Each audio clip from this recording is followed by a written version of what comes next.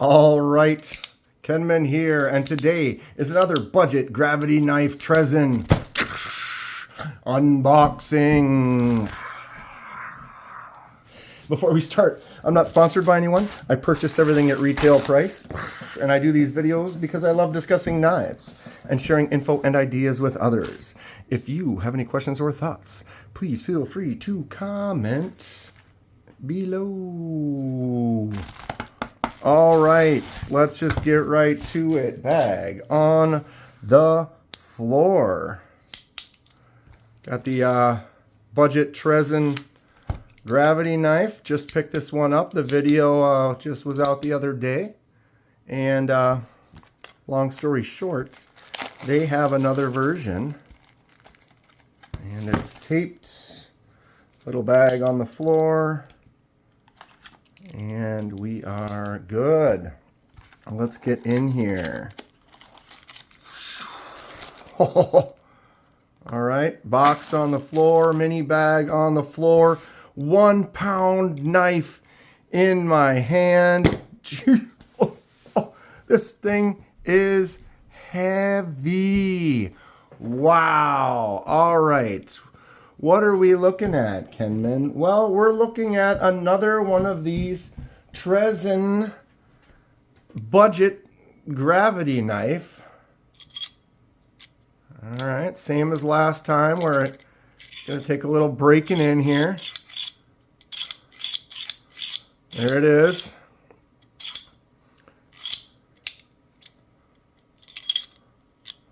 Little chunky monkey compared to the other one, right out the box. Okay, here we are. We have this Treszen gravity knife. You get these on the Amazon. I do not have an affiliate link, but I can put a link down in the description. You can go check it out. These are cheap. These are under $30. And I'm not saying it's going to be the highest quality of an item at that price either. But I kind of consider these more in the fidget toy kind of. It is definitely a knife, but it's kind of more of a fidget item than a user type of a knife. All right, let's break this down. This has a 5CR 13 MOV. Ooh. You know, so the steel isn't really too crazy. Obviously, kind of borderline the junk side of the knife world, but again, you're not really getting this for like, you know, if you're getting this to be like a daily user, you need to kind of reassess what you're looking for, what you want to do, what your goals are. I mean, if your goals are opening a envelope on the table or a cardboard box every, you know, a couple times a day or something like that, then this is something that you could use for that. Now, if you're using something you need to be reliable and you're using it on a regular basis and you want it to maintain its edge and not have to sharpen it as much or whatever, now you're looking at wanting to maybe invest in some better steel quality, some better build quality, a little bit higher quality knife in the first place. But that, again, that's not what we are here today. Today we're looking at the budget world and what it has to offer. When I got the first Treszen, this one, the smaller one, definitely is smoother, lighter. But I was doing the old fun research, and when you do the research, you kind of get down to that bottom part, and it says, oh, here's similar items you might be interested in. And you kind of click on one of those, and it kind of sends you down a path. And then the next one is another one that you might be interested in. That's what that was. It was like the second selection of things you might be interested in as well. And so I looked at it. The price was right. Like I said, that one was like 30. This one was like 25, something like that. And for me, it's like I've gone out to dinner and spent more than that. So something we could test out, see what I think about it. Even throw a little laser mark on there if I decide I want to. This steel. Is this steel or aluminum? This is probably... Ooh. Steel. It is heavy. We're going to weigh it in a second here. It's got a really, that metal, I mean, you can hear it. It's definitely, you can just hear that metal sliding against. It's loud. I don't know if it's obnoxious. It's interesting. It does not have the slide. There's a little bit too much play. I don't know if that's something that I'll be able to work out. This design and style of knife, it's like an OTF, so it's always going to have a little play. They'd have to make a really solid one. If I push on that right there, that makes it solid. It's like if you could find a way to tighten that down correctly. But the thing is that can't be too tight either, because that is the slide, the rail. So that's the way it works. That's the blades attached to that. It can slide up and down this rail. And when this is closed, it gets pinched so it can't come out. There is a little ball bearing. You can see that little detent ball right there. So that kind of keeps this from just naturally, I'm trying to push against it there. It kind of, you put enough pressure on it, it'll open, but it'll kind of naturally stay closed. But you open that up. Once you get it open far enough, so you can't really open it halfway, it doesn't work. You really have to get almost completely open before that blade starts opening. So that's kind of the lock that they would put on that, I guess you'd call it. The help to keep it from just opening. But with that ball right there, holding it, and then having it to basically get all the way to there before it really starts coming out, it almost has to completely open in your pocket or something in order for that to happen. So it might not be as much of an issue. For closing, same kind of thing.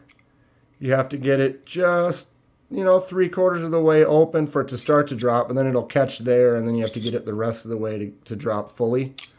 As far as potential fails, if this were to fail, it's basically allowing the blade to slide.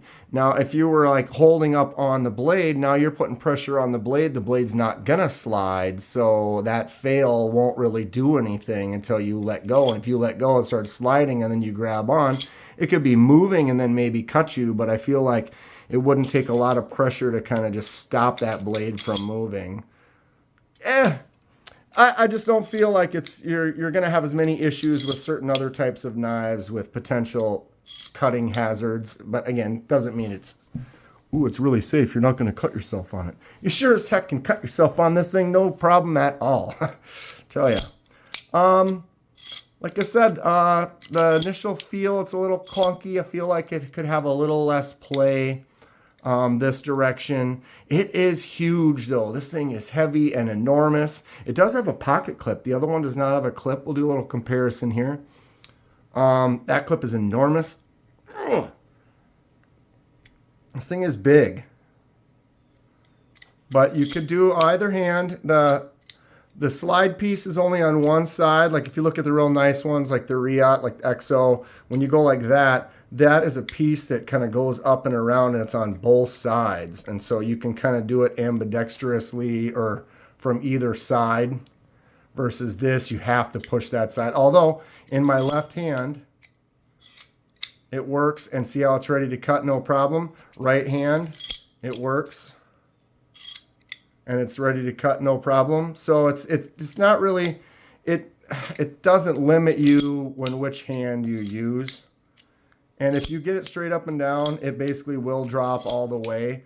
It's when you're sideways like this where it kind of requires more. So that's swinging it, and kind of when I'm under the camera here, if I go over here, oh yeah, away from the camera, I can whip this thing like that really hard, and it comes out pretty easy. So I feel like I'm a little limited, my height between the camera and the table, and how the action of this works, that I can't quite get it as much as it actually works a little bit better than I'm showing right now on camera, is what I'm saying. Okay, man, this thing, I've been playing with this one since I got it. See, it's got definitely, pick this one back up, and the action all of a sudden just feels incredible. Same brand, this Treszen. Like I said, you can look that up on Amazon, Treszen. This one does have that play as well, but there's something about the way this part is designed. It's really, that slide works really well. It's very smooth in there versus this with those screws. But I also think, see how it's like 2 screws and 2 bars, versus this one here is basically like a peg, like a oval peg that goes all the way down. So now you just have this edge writing rather than two edges. Maybe that makes a difference. Look at how much larger it is, though. It's just quite big. Let me zoom in a little more there. Okay, we have a 9-inch tip to tip. We're looking at 9 inches. That blade is pushing, wants to be 4, but it is not. Right to that center there, it's 3 3/4. You have a 7/8 inch cutting surface up on the top of the Tonto, and then about a 3-inch cutting surface that's a flat right there.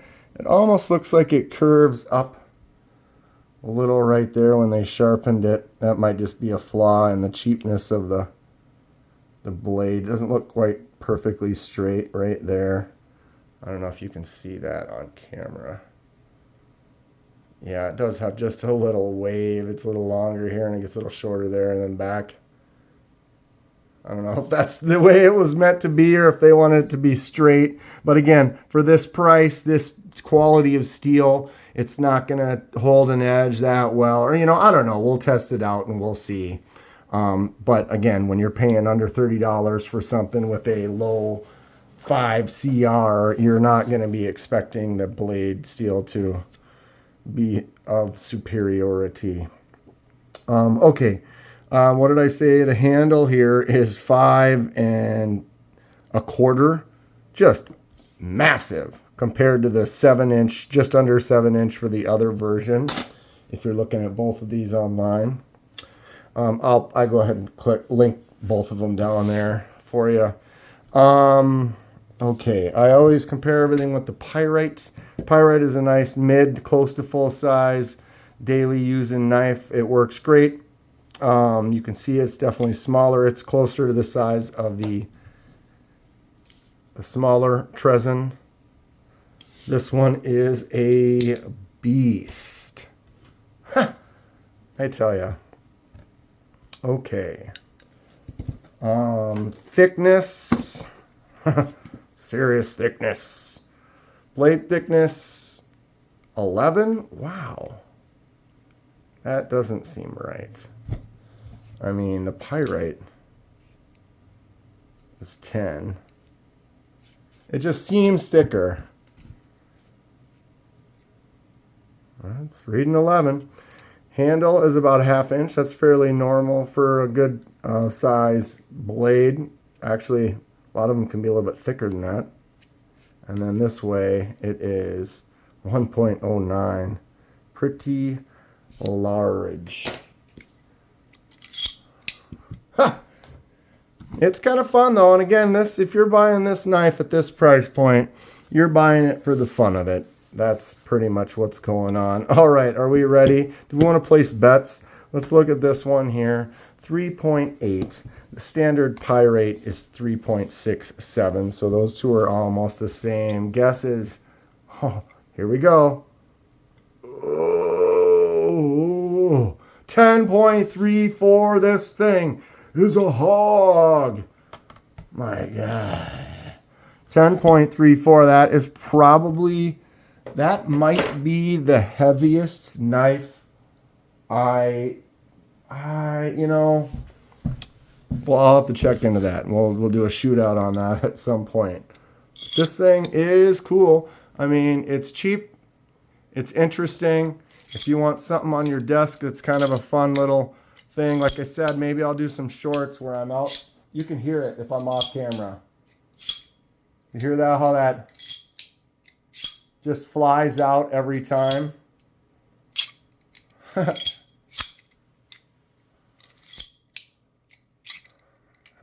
I just can't do it on camera. It's fun. It's got kind of a cool look to it. Yeah, if you're looking to open some boxes or whatever, this might be something that you would consider trying out. If you want to try something that's more of a daily carry, but it's got some fun fidgety action, things like that, get yourself a Pyrite. This is the rose gold with the buoy version. Boom, check it out up there. But Pyrite's a button lock. It's got a lot of fun fidgety action. You can flick it out, you can drop it, you can use the button alone. Good times. I do have an affiliate link for CJRB. If you use that down below, it helps out the channel. But fun fidget stuff, but an actual functioning knife for about 50 bucks. Check out the Pyrite. Otherwise, you want to get some crazy gravity stuff, do the link below. Stay sharp. See you soon.